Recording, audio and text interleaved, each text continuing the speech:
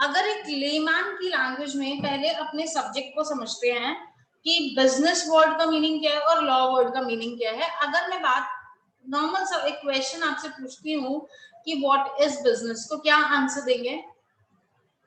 It's a part of economic activity. Actual में आप business क्यों करते हैं बच्चे? मोटिव क्या होता है? To earn profit. नाउ अगर मैं आपसे पूछूं लॉ का क्या मीनिंग होता है, तो किसी को कोई आइडिया लॉ का मीनिंग क्या होता है? एक जनरली लॉ का क्या मीनिंग होता है? आपका क्या नेम है? इश्यू। हाँ जी, रूल्स एंड रेगुलेशंस। आप एक लेमैन की लैंग्वेज में बोलते हैं रूल्स एंड रेगुलेशंस। कुछ लोग बोलते हैं मैम ऑब्लिगेशंस होती हैं, कुछ लोग बोल देते हैं कि मैम ये तो लीगल पॉलिसीज हैं। तो आज के सेशन में हम समझेंगे बच्चे कि एक्चुअल में लॉ होता क्या है, लॉ को कैसे कैसे हम पढ़ने वाले हैं, क्या होता है लॉ, वो देखते हैं।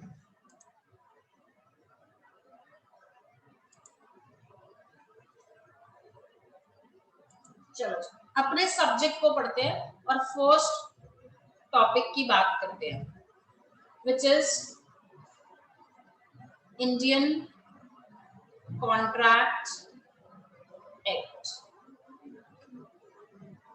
इंट्रोडक्टरी पार्ट है, ज्यादा प्रोफेशनल नहीं होंगे आज, बहुत डिफिकल्ट नहीं बनाएंगे आपके लिए, बहुत सिंपल से स्टार्ट करेंगे।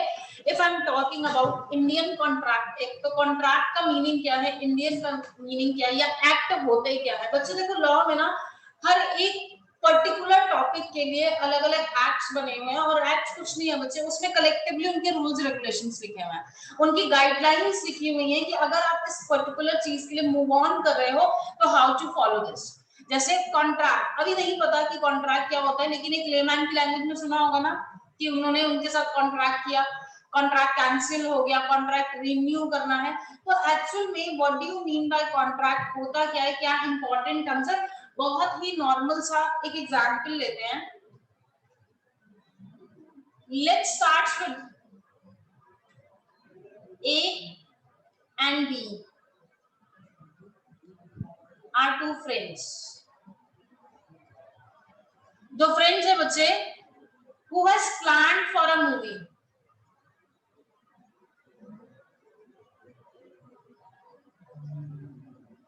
ठीक, अब क्या हुआ, किसी ने भी प्लानिंग करी होगी, दोनों एग्री हो गए मूवी जाने के लिए, तो ऑब्वियसली प्लान कब बनता है, जब सब एग्री हो जाते हैं। नाउ अब संडे का प्लान था, Sunday morning B denied, B बोलता मैं नहीं आ सकता। Now what will A do, इस सिचुएशन में ए क्या करेगा बेटा?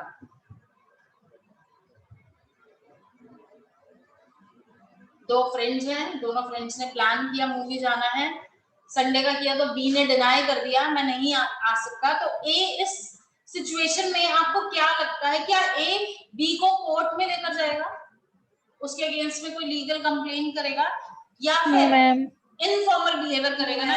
इनफॉर्मल में क्या होगा बेटा? यस रंजना। मैम वो कुछ नहीं करेगा, वो अपना प्लान कैंसिल कर देगा। गुस्सा दिखा सकते हैं, एग्रेशन है, डिस्कशन हो सकती है आपके बीच में, फाइट हो सकती है, आर्ग्यूमेंट्स हो सकते हैं। यस, जो भी होगा इलीगल होगा, मतलब कि इनफॉर्मल मैनर में आप करोगे। लीगली मतलब कोर्ट तक या पुलिस तक तो जरूरत नहीं पड़ेगी ना जाने की। ऐसा क्यों? क्योंकि ए और बी के बीच में जस्ट एक प्लानिंग हुई थी, एक टर्म्स के बीच में, ये कोई भी फॉर्मल टर्म्स नहीं थी, कोई भी रिटन रूल्स एंड रेगुलेशंस नहीं थे। Now let's come on a second example, साथ साथ नोट करते रहेंगे प्लीज, इस एग्जाम्पल को नोट करें।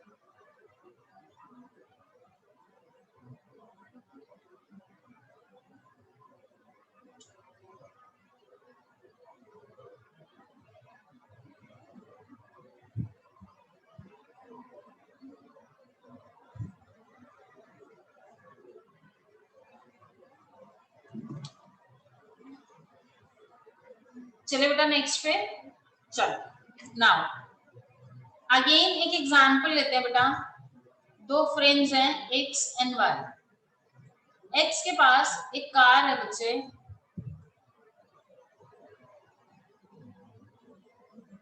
सेंट्रो 2013 मॉडल। ठीक, पहली चीज he wants to sell his car.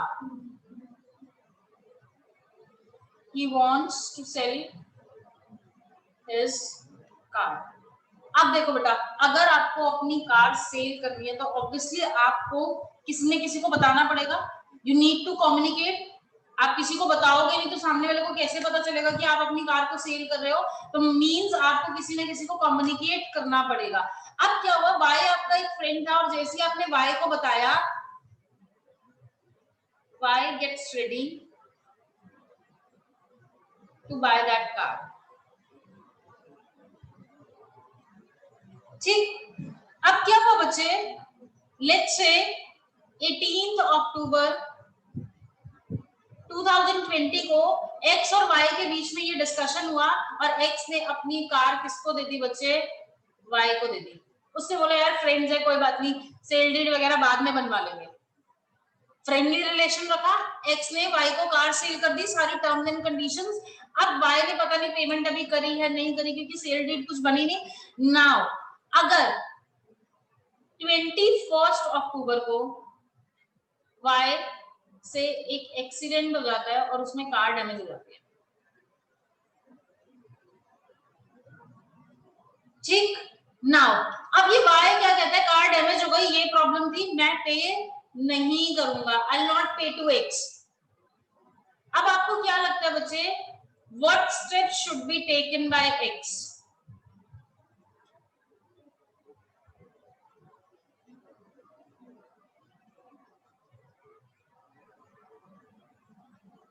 यहां पर अगर मैं बोलूं तो no action at all. Legally आप कुछ कर ही नहीं सकते। आपने उसको कार सेल करी है, इस बात का क्या आपके पास कोई प्रूफ है? वाई तो ये भी बोल सकता ना, ये No, मेरा हाँ। फ्रेंड था, मैंने इससे उधार मांगी थी। यूजुअली अगर मेरे से कोई मिस्टेक हुई है तो मैं तो बोल दूंगी ना ये कार मेरी नहीं है, क्योंकि वो तो ऑनर को ही पकड़ेंगे जो ऑन पेपर्स होगा, और ऑन पेपर्स ऑनर कौन है बेटा?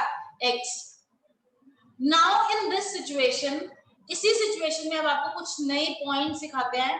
अगर आप चाहते हो बच्चे कि इस पूरी सिचुएशन को हम लीगली अप्रूव कराएं ताकि हम कोर्ट के पास जा सके, तो सबसे पहले क्या होगा बेटा, x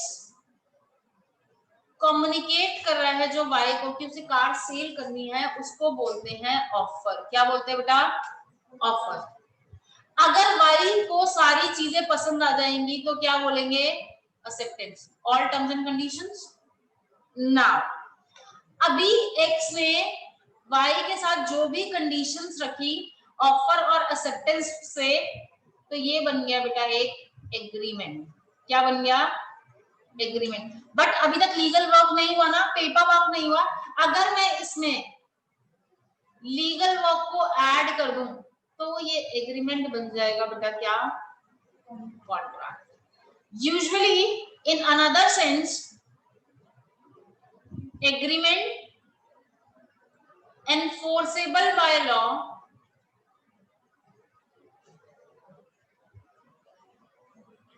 is known as contract. इस एग्रीमेंट में एनफोर्सेबल बाय लॉ का मतलब क्या है बेटा? आपको लीगल फॉर्मेलिटीज फुलफिल कर देनी चाहिए।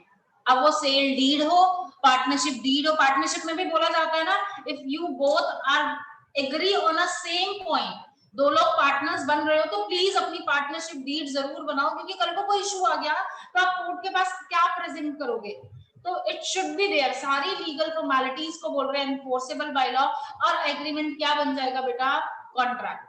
जब तक ये एग्रीमेंट है आप इसको कोर्ट ऑफ लॉ में नहीं लेके जा सकते। जब ये एग्रीमेंट एनफोर्स्ड हो जाएगा, एनफोर्सेबिलिटी आ जाएगी, तो ये क्या हो जाएगा? अब स्ट्रॉन्ग ऑप्शन हो गया आपके पास। Now it will become contract. Again if in my last example, जब एक्स ने वाई को कार हैंडओवर करी थी, यहीं पर अगर उसने लीगल वर्क कर लिया होता, if legal work is done, तो यहाँ पर क्या स्टेप्स आते, तब वो उसको कोर्ट में लेकर जा सकता था। तो वो कोर्ट में अपील करता ना, सर ये देखो मैंने तो कार इस पर्टिकुलर डेट को सेल कर दिया, अब इस कार से मेरा कोई रिलेशन नहीं है।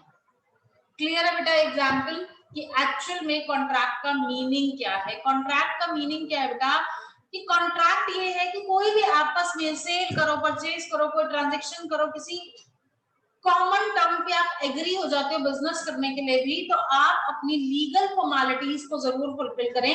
लीगल फॉर्मेलिटीज को फुलफिल करने का बेनिफिट क्या है बच्चे, कि वो एनफोर्सेबल हो जाएगा और आप उसको कोर्ट में लेकर जा सकते हो in case of anything happens. तो इस एग्जांपल के बाद एक बार नेक्स्ट वाली स्क्रीन को नोट कर लो ताकि फिर हम आगे मूव करें।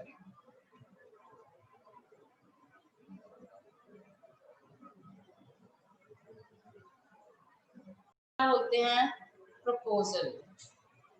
फर्स्ट टर्म क्या आ गई बेटा आपके सामने, प्रपोजल। लेकिन ये प्रपोजल किसने प्रपोज किया बच्चे, प्रपोजल क्या है, जो भी कॉन्सेप्ट आप ला रहे हो, और this proposal is made by proposer. और मेरे एग्जांपल में प्रपोजर कौन है बेटा, एक्स। नाउ अब ये जो प्रपोजल है बच्चे, ये एक्सेप्ट हो जाता है तो क्या बनता है, promise. Proposal when accepted becomes promise। जब प्रपोजल एक्सेप्ट हो गया तो वो क्या बन जाता है बच्चे, प्रॉमिस बन जाता है। और यूजुअली जैसे मैंने प्रपोजर बोला है, ऐसे ही यहां पर दो पार्टीज हो जाएंगी, प्रॉमिसर एंड प्रॉमिसी।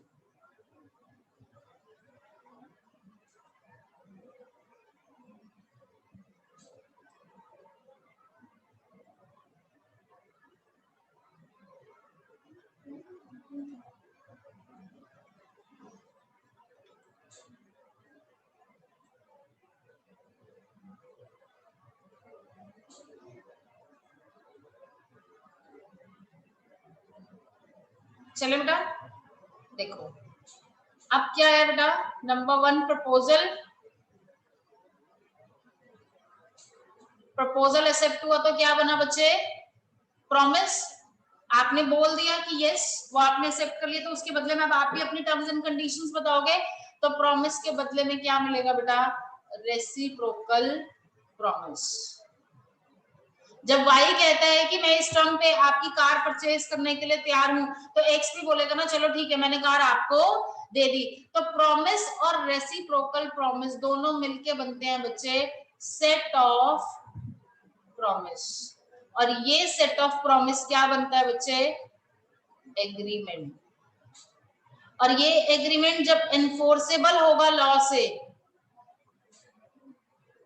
तो क्या बन जाएगा बेटा, कॉन्ट्रैक्ट। नाउ अब आपके सामने पूरी स्टोरी आ चुकी है, how a contract is originated. पहला step proposal, second promise, third set of promise, fourth agreement, and the last and final result is contract.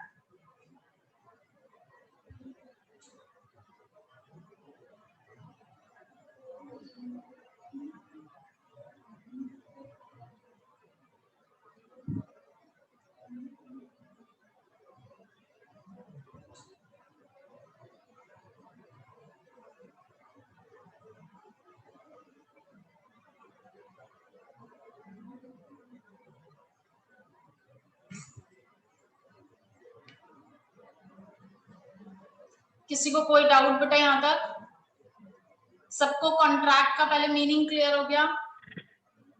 Yes ma'am. And what about others? Yes ma'am. Yes ma'am.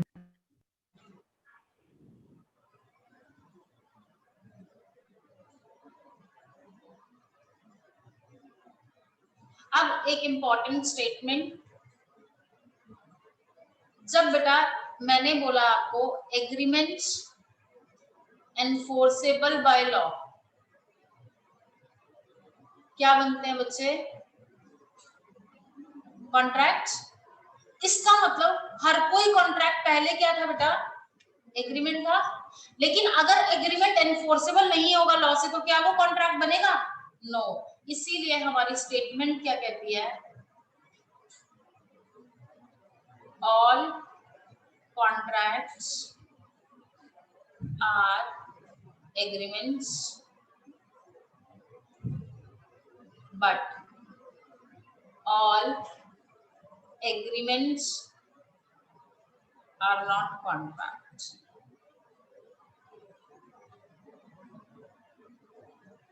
सारे contracts पहले agreement होते हैं बच्चे, लेकिन सारे agreements contract नहीं बनते हैं।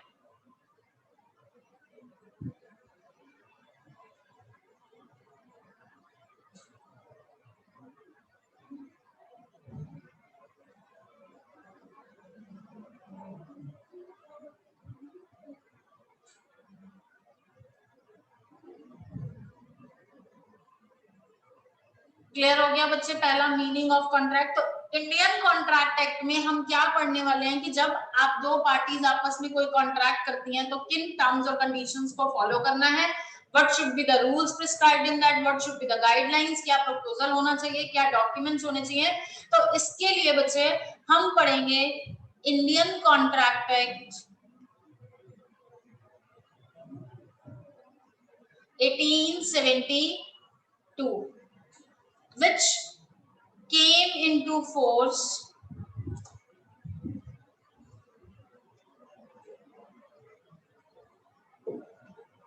from 1st September 1872। आपके सिलेबस का सबसे फेमस क्वेश्चन, कॉन्ट्रैक्ट एक्ट कब से फोर्स में आया था, कब एप्लीकेबल हुआ था। You have to remember this date, 1st September 1872। I'll tell you कब सेक्शन याद करना है, कब डेट याद करनी है। This is the most important question of your syllabus कि इंडियन कॉन्ट्रैक्ट एक्ट कब आया था बच्चे, 1st September 1872।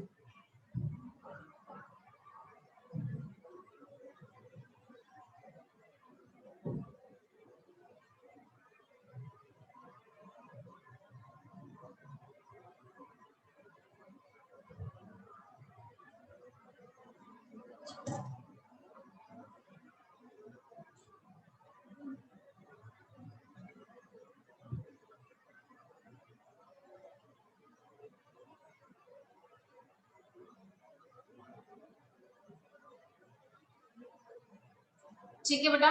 नाउ कुछ इंपॉर्टेंट टर्म्स कॉन्ट्रैक्ट एक्ट को पढ़ने से पहले हमें पता होनी चाहिए।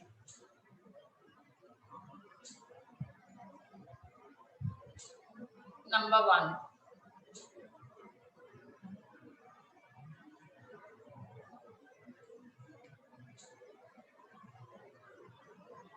ऑफर।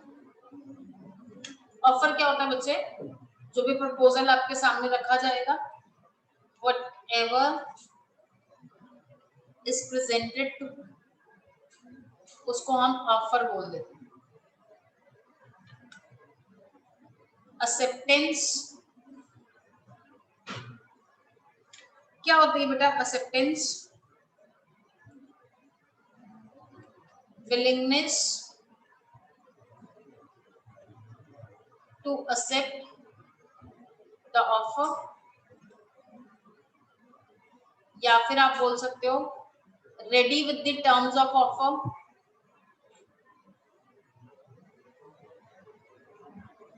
जो भी ऑफर में कहा गया अगर मुझे वो एज इट इज एक्सेप्टेबल है तो मैं अपनी एक्सेप्टेंस दे दूंगी। Third, free consent. कंसेंट क्या होता है बच्चे, कंसेंट होता है आपकी मर्जी। जब आप किसी भी चीज के लिए अपनी विलिंगनेस शो करते हो तो वो फ्री होनी चाहिए बच्चे। फ्री का मतलब होता है your consent should be without any burden, burden या इन्फ्लुएंस। अगर आप हाँ कह रहे हो ना तो आप किसी प्रेशर में आके हाँ ना बोले, कोई दबाव में ना आए, आपके ऊपर कोई इन्फ्लुएंस ना हो कि आपको बोलना पड़ रहा है। एक कॉन्ट्रैक्ट जब भी आप करें तो आप फ्रीली उस चीज के लिए एक्सेप्टेबल हो, free consent. Without any burden, without any influence, कोई प्रेशर नहीं, कोई स्ट्रेस नहीं, फ्रीली अगर आप टर्म्स एंड कंडीशंस को एक्सेप्ट करते हैं तभी हम बोलते हैं फ्री कंसेंट।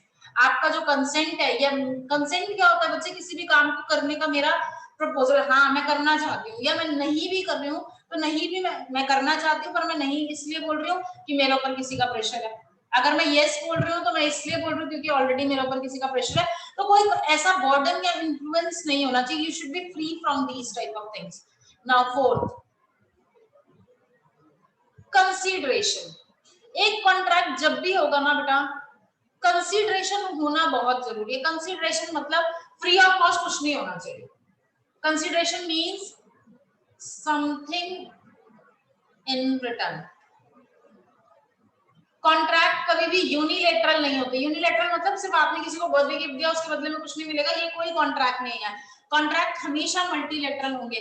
मींस ऑफर भी है, एक्सेप्टेंस भी है, और something in return means consideration होनी चाहिए। अब वो कैश हो, नॉन कैश हो, किसी भी तरीके से आप कभी भी किसी चीज को फ्री में नहीं दोगे किसी को। अच्छा, यहाँ पर एक और चीज है बच्चे, कंसीडरेशन कितनी होनी चाहिए इसके लिए कॉन्ट्रैक्ट एक्ट साइलेंट है। फॉर एग्जाम्पल, मैं बोलती हूँ रंजना के पास एक आईफोन है जो कि 70,000 का कॉस्ट करता है, वो 10,000 में किसी को सेल कर दे, क्या ये वैलिड है? बिल्कुल वैलिड है लीगली, क्योंकि हम ये कहते हैं कि आपकी चीज 70,000 की है ना, तो आप उसको क्यों दोगे 7,000 में या 10,000 में। हम यहाँ पर ये मानते हैं कि कंसीडरेशन होनी चाहिए। अब वो एडिक्वेट है या नहीं है हमें उससे कोई मतलब नहीं, क्योंकि कंज्यूमर इज रैशनल। हर किसी के पास जितनी भी उनकी चीजें हैं ना, उसकी वैल्यू हमसे ज्यादा उनको खुद पता होती है। ठीक है। अब समथिंग इन रिटर्न के लिए बेटा एक टर्म आपको लर्न करनी पड़ेगी, that is quid pro Q. ये क्विड प्रो क्यू का मतलब क्या होता है? Something in return. कंसीडरेशन को हम इस टर्म में भी एक्सप्रेस करते हैं, quid pro Q. First important question, 1 September 1872, second important term is quid pro Q, something in return.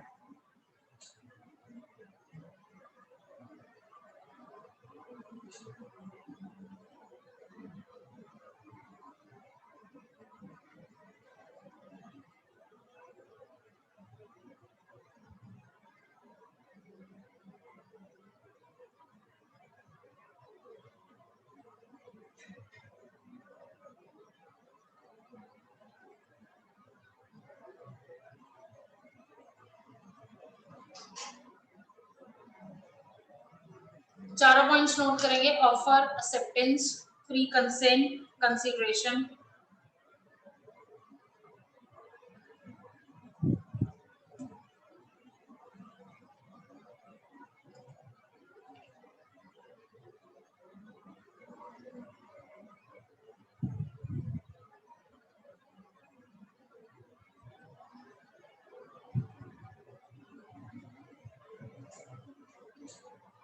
सबका नोट हो गया बेटा चारों points? Yes, ma'am. Yes, ma'am. Yes, ma'am. चलें आगे चलें? Yes, ma'am. Yes, ma'am. आओ जी, नेक्स्ट टॉपिक क्या कहता है। अब हमें समझ में आ गया कॉन्ट्रैक्ट क्या है, उसकी टर्म्स क्या है, लेकिन एक वैलिड और एक बिल्कुल क्लियर कॉन्ट्रैक्ट को बनाने के लिए ना कुछ टर्म्स हैं बच्चे, कुछ रिक्वायरमेंट्स हैं, कुछ एसेंशियल्स हैं। हमारे टॉपिक का नाम है एक्ट के हिसाब से essentials of a valid contract. एक कॉन्ट्रैक्ट अगर 100% एक्यूरेट है और वैलिड है तो आज हम जितने भी पॉइंट्स पढ़ रहे हैं ना वो सारे पॉइंट्स उसमें होने चाहिए। The first one is intent to create legal relations.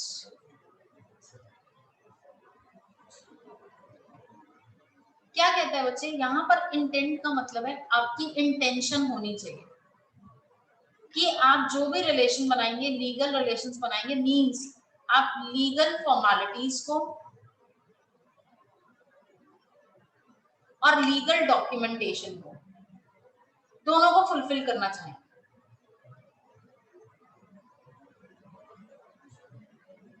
कई बार सुने, आप फर्नीचर लेने जाते हैं या कोई वेडिंग हॉल बुक करते हैं तो वो बोलते हैं आप हमसे बिल मत लो तो हम आपको डिस्काउंट दे देंगे। आप अगर किसी चीज का बिल नहीं लेते हो तो यूजुअली उसको टैक्स नहीं पे करना पड़ेगा उसमें। तो वहां पर आपकी इंटेंशन नहीं है लीगल रिलेशंस बनाने की। लीगल रिलेशंस होता है डॉक्यूमेंटेशन कंप्लीट करना, लीगल फॉर्मेलिटीज, टाइम पे जो भी पेनल्टी, फाइन, ड्यूटी, फी, जो भी आपको गवर्नमेंट को फी पे करनी है वो अगर आप करते हैं तो पहली चीज, अगर एक कॉन्ट्रैक्ट अच्छे से करना चाहते हो तो आप लोगों की इंटेंशन होनी चाहिए। किन लोगों की इंटेंशन होनी चाहिए बच्चे? ऑफरर की भी और एक्सेप्टर की भी।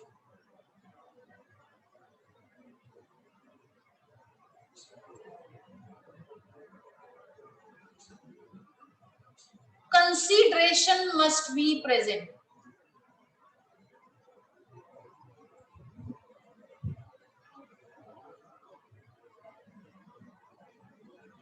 सेकेंड इंपॉर्टेंट पॉइंट कहता है बच्चे कंसिडरेशन होनी चाहिए। अभी अभी समझाया कंसिडरेशन क्या है बेटा? Something in return. आप फ्री ऑफ कॉस्ट कुछ नहीं दे रहे हैं किसी को, तो समथिंग इन रिटर्न में कंसिडरेशन की कुछ important points. The first one is it need not to be adequate. मैंने नहीं कहा ना अब 10,000 की चीज को 10 में बेचो या 1 रुपए में सेल कर दो, मुझे कोई फर्क नहीं पड़ता।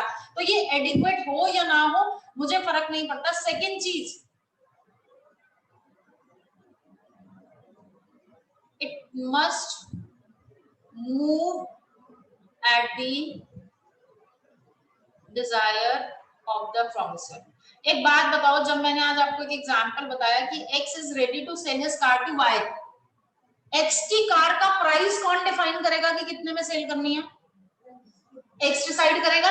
इट मींस प्रॉमिसर की मर्जी के हिसाब से कंसीडरेशन होनी चाहिए।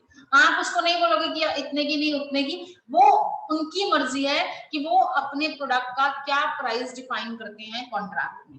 तो दोनों चीजें याद रखनी है बच्चे, it need not to be adequate and it must be move at the desire of the promisor. Next क्या? Third, free consent.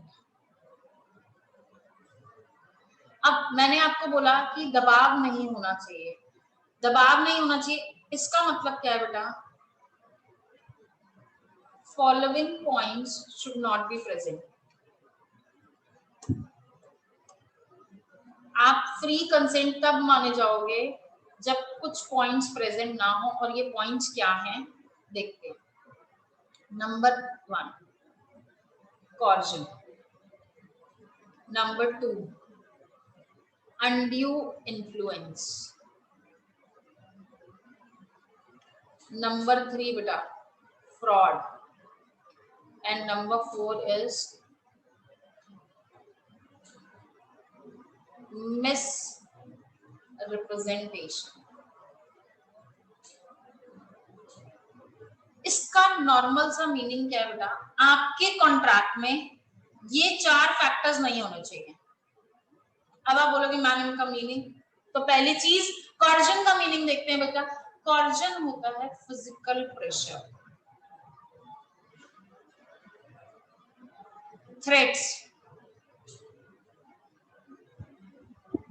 Even threats to commit suicide.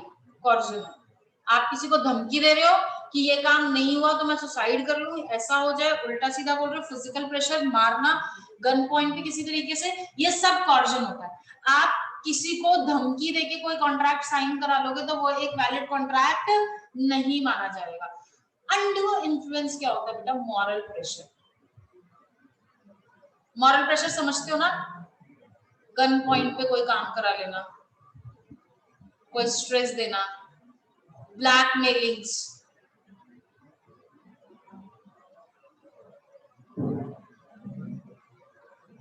कि आपने ऐसा नहीं किया तो ऐसा हो जाएगा, मैं जॉब से निकाल दूंगा, ये हो जाएगा, वो हो जाएगा। तो ये पहली 2 चीजें क्या हो गई बेटा? Coercion, physical pressure. पेपर में इंपॉर्टेंट क्वेश्चन क्या आता है? Threat to commit suicide means coercion या अनड्यू इन्फ्लुएंस? तो आंसर रहेगा undue influence. Third important question आपको बता रही हूँ आपके एग्जाम का। फिर आता है बच्चे फ्रॉड। फ्रॉड क्या होता है? deliberately doing some wrong damage. आप जान पूछ के किसी के साथ गलत करोगे तो वो फ्रॉड है। आपको पता है ये चीज एक्सपायर्ड है, फिर भी कस्टमर को सेल कर रहे हो, क्या कर रहे हो बच्चे? फ्रॉड है। लेकिन बाय चांस आपको भी नहीं पता था कि वो चीज एक्सपायर्ड है, तो ये बच्चे मिस्टेक डन अनडेलिबरेटली। ये चांस आपसे गलती होगी, आपको खुद भी नहीं पता था आप गलत कर रहे हो, लेकिन इन चारों में से ये चारों फैक्टर प्रेजेंट नहीं होने चाहिए बेटा एक कॉन्ट्रैक्ट में। Again repeating, coercion, undue influence, fraud and misrepresentation.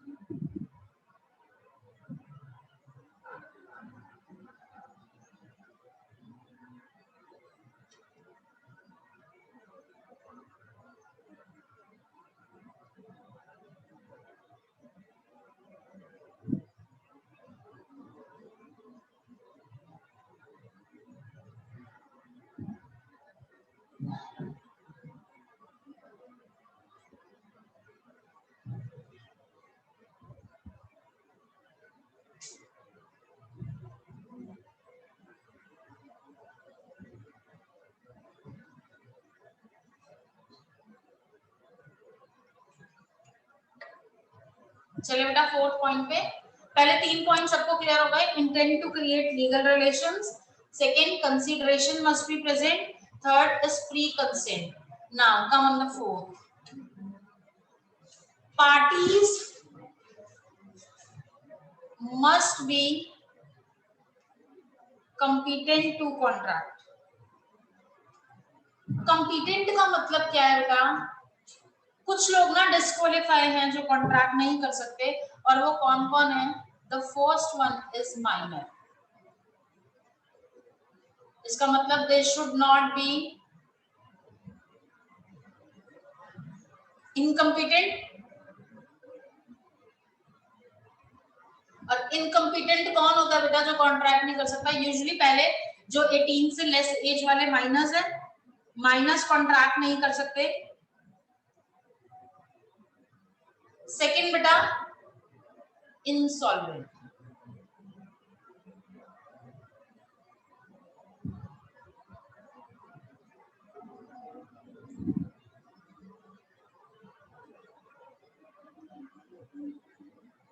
Minor के बाद कौन आया बेटा? इंसॉल्वेंट। थर्ड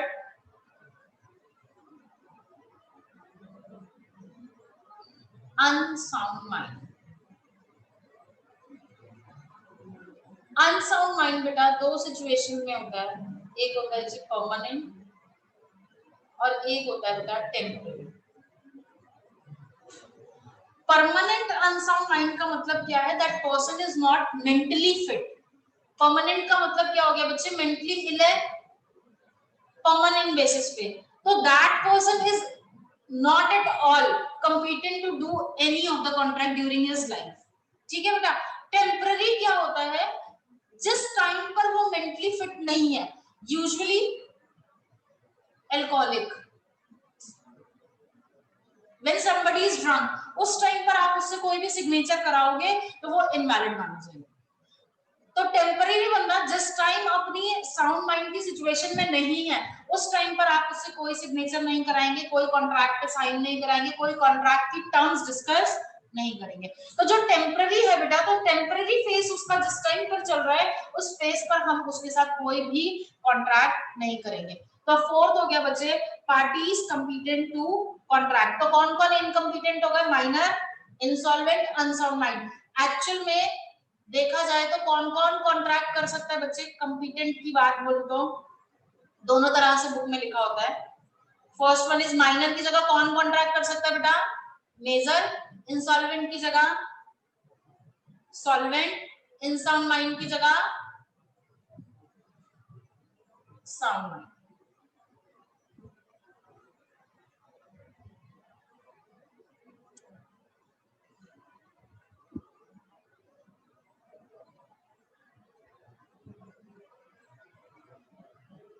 चलिए नेक्स्ट पॉइंट पे,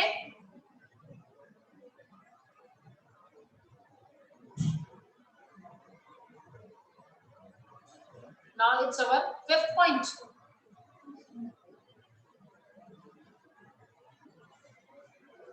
Fifth point. एक टर्म लिख रही हूँ बेटा अगेन, कंसेंसस एड ईडियम। अभी एक टर्म कराई थी बेटा quid pro Q. Quid pro Q का क्या मतलब था? Something in return. ऐसे ही कंसेंसस एड ईडियम का मतलब क्या है बेटा? Meeting of minds.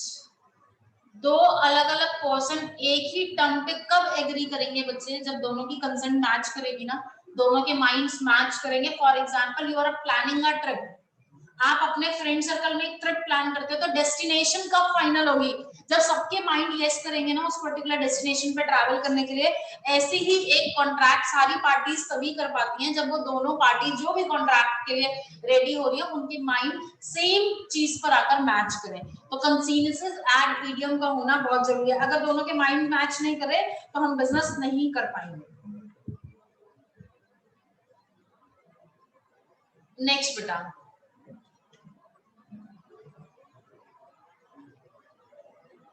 Lawful object. आप जिस भी चीज का बिजनेस करना चाहते हैं वो ऑब्जेक्ट जो है ना बेटा आपका बिजनेस का, ऑब्जेक्ट शुड नॉट बी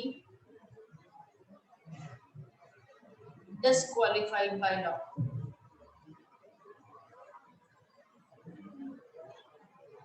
ऐसा ना हो, फॉर एग्जाम्पल आप बोलो दो पार्टीज मिलके ना स्मगलिंग का बिजनेस करना चाहती हैं। अब स्मगलिंग क्या है बेटा? इलीगल है ना। इट मींस आपका बिजनेस का ऑब्जेक्ट इलीगल है, तो वो एक वैलिड कॉन्ट्रैक्ट नहीं माना जाएगा। किडनैपिंग,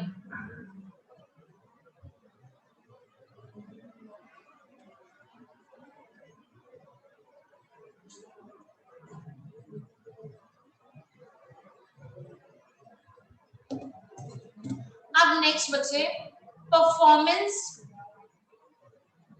शुड बी, दो इंपॉर्टेंट पार्ट है बेटा, पॉसिबल एंड सर्टेन। पॉसिबल का मतलब क्या है? आप किसी को बोलते हो कि मैं स्टार्स ले आऊंगा तोड़ के, तो स्टार्स को लाना बेकार की बात है ना। आप बोलते हो कि मार्स पे हम प्रॉपर्टी परचेज कर लेंगे, सब बेकार की बात है, वो चीज पॉसिबल ही नहीं है। और सर्टेन मतलब वो होना जरूरी है, अनसर्टेनिटी ना हो। जैसे बेटिंग करते हैं बेटा बहुत सारे लोग, गैम्बलिंग करते हैं। गैम्बलिंग में क्या होता है ना, एक जीतेगा एक नहीं जीतेगा। भाई एक का जीतने के, आपको पता है फॉर एग्जांपल आज आईपीएल का मैच है दो पार्टीज का, ए और बी। आपको क्या पता ए ही विन करेगा? ठीक है, तो यहाँ पर सर्टेन की बात इसलिए आती है। तो performance should be possible and certain. तो possibility of performance should be there, certainty of performance should be there. अब फॉर एग्जांपल हम एक कॉन्ट्रैक्ट कर लें कि अगर आज शाम को बारिश हुई तो we will give a party या we will throw a party. अब क्या रेनफॉल होना सर्टेन है? नो, अनसर्टेनिटी, इट मे और मे नॉट हैपन। तो जो चीजें हो भी सकती है नहीं भी हो सकती, इन टर्म्स के बेसिस पे कॉन्ट्रैक्ट नहीं किए जाएंगे।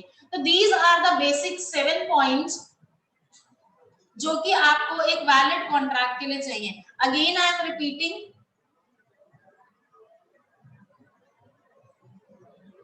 पहली चीज बच्चे ये डायग्राम बहुत इंपॉर्टेंट है। Proposal when accepted becomes promise, set of promises become agreement, agreement enforceable by law becomes contract. तो finally we got the contract. Now the important statement is all the contracts are agreements but all agreements are not contract. अब Indian contract act कब आया बच्चे existence में? Force की जगह यहाँ पर एग्जिस्टेंस भी लिखा हो सकता है। From 1st September 1872. Important terms आपको एक बार रिवाइज करनी है। नेक्स्ट essentials में first is intent to create legal relations, consideration should be there. तो कंसीडरेशन के लिए एक टर्म मैंने आपको लिखवाई है, क्विड प्रो क्यू। ठीक है, ये आपको लर्न करनी है बेटा। नेक्स्ट इज फ्री कंसेंट के 4 फैक्टर्स जो कि प्रेजेंट नहीं होने चाहिए, coercion, undue influence, fraud, misrepresentation. Parties competent होनी चाहिए मींस मेजर सॉल्वेंट और साउंड माइंड, माइनर इनसॉल्वेंट और अनसाउंड माइंड इनकम्पिटेंट है।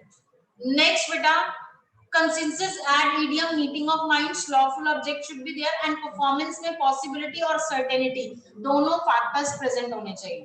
ठीक है, तो यहाँ तक आज कर लेते हैं, उसके बाद नेक्स्ट सेशन में स्टार्ट करेंगे इसके बाद वाला नेक्स्ट टॉपिक। तो पहले बताओ यहाँ तक किसी को कोई डाउट? सबको क्लियर है आज का टॉपिक कॉन्ट्रैक्ट एक्चुअल में क्या है? Yes, ma'am. Any doubts from anybody? No, ma'am. No, ma'am. चलो ओके, तो मिलते हैं बच्चे फिर नेक्स्ट सेशन में। तो डू रिवाइज द टॉपिक जो भी आज हमने डिस्कस किया है, फिर नेक्स्ट सेशन में इसको कंटिन्यू करेंगे। Okay. Okay, ma'am.